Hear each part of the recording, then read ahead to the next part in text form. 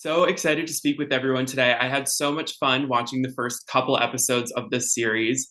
Since some people may not have seen it yet, I'd love to sort of go around and have you guys explain who you play and sort of why you enjoy playing these characters. I play Nifty. She's like a like maid demon. Uh, she's small. She's weird. She's just sort of there, but also manic and maniacal at the same time. She's um she's an interesting presence at the hotel. Yeah, I play Lucifer, the king of hell, and Charlie's dad, who's obviously the main character, and he's sort of a little mysterious creature at the beginning, and as we get to know him, we sort of see that he's not quite what we've come to know as who we would suspect Lucifer to be, at least in his personality. And I play Alistair, who is also known as the Radio Demon. He's one of the most powerful evil overlords in hell. And he shows up at the Hazbin Hotel and offers Charlie his help. And she doesn't exactly know why. Love it. I had so much fun watching this series, especially because I know you guys have all had experience on stage in some way in musical theater, and this is like an incredible lineup of Broadway talent. As people who have had experience on stage in front of cameras, what do you guys enjoy the most about voicing characters and doing voice work, especially in like such a fun and crazy series like this? Well, I know for me, I don't do so I live in LA now. I don't do so much Broadway like theatrical work anymore. So it really itches that scratch for me. I'm always able to like be as big as I want and as ridiculous as I want. And I thankfully get to sing a ton all the time, and like learn new music and do that thing and see what the kids are up to. Not in this show, but you know, but it's really exciting in that way for me, you know. Yeah, for me, it's like it's just showing up and playing. It's like the most fun kind of rehearsal. When you're doing like TV and film, it's like you have to get it kind of perfect and get it there. And then obviously with stage stuff, it's all about consistency. But with voiceover, it's just like throwing a bunch of stuff out there and see what sticks. And it just really makes you use your sort of creative mind in a whole different way. Just they'll be like, say that line four different ways, and you're like, okay, well, here's a fun little challenge for myself. And then you don't have to decide, somebody else does it. It's great. Yeah. Yeah, I don't know if you guys have ever done this improv game before, but it's called New Choice. And like it's basically like you do a line and you're just constantly like, I'll do it this way, then I'll do it this way, then I'll do it this way. And it's almost like you're trying to like make your little nephews laugh, Yeah, right? Just trying different things. And then you finally get there and the creator's like, yes, that's it. And you're like, great. And it's like you made your nephew laugh. totally. I Also, love as a that. as a woman, it's great to not have to like care about my appearance. You know, Oh, that's an added sweatpants all thing. day. Yeah, I just don't have to like worry about that. I can just go to work and just be completely like you guys. Just walk in, no makeup, you know. It's Yeah. nice.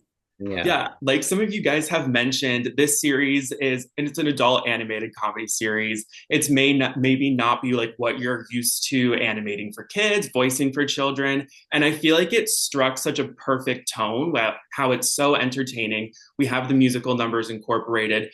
For you guys, what did you enjoy the most about kind of playing into that audience, that older, more mature audience, and that tone in the series? I think there's something like there's something in animation when adults enjoy animation, they know that it has limits, right? Generally, animation has limits. You can't curse. You can't have a dildo. You know what I mean? Like there are limits, right? And there's a release when you know that as an adult, you get to watch some animation that has no limits, right? You know they're just gonna fucking go for it and get funny and dirty and raunchy and weird and a little wrong. And it's satisfying. So it's fun to play in that world. Listen, we're all adults here. We curse. do shit in real life all the time. It's like we're constantly having to censor ourselves in public, you know, so we don't say the wrong thing or, you know, offend somebody on accident. And, you know, and constantly, you know, when you're doing shows and all this stuff, there's, you know, all of these limits because it has to be a certain rating. And when there are no limits, it feels, honestly, it feels more natural. Like, because we all, like, I think as humans, like we're constantly trying to be able to just be as expressive and free and open, and at least us actors are, as possible. And doing something like this, it's just like you get to just test those limits, which is always really fun. Yeah, and I know for me, like, because I do a lot of animation and like particularly children's animation, oftentimes like I'll be on a Baby Shark record and mess up and be like, ah, shit, fuck. And then like I'm like, ah, don't let Disney hear that. Or I guess that one. Or yeah, no, fuck, whatever. See, like I'm like a swear jar. Like I can't stop. And so in this case, they can actually use that to their advantage. You know, Yeah. they can use this like wild, you know, sound. And I think they probably did, you know, because there were some things I'm like, I don't remember recording that. Yeah. Well, hello there, you wayward sinner. Do you like blood, violence, and depravity of a sexual nature?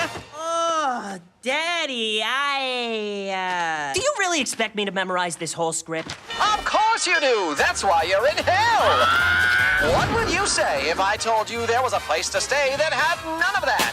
Welcome to the Hazbin Hotel. Your last desperate attempt at salvation starts here. So, what do you think? I'm sorry, what the fuck was that? Yeah, one note.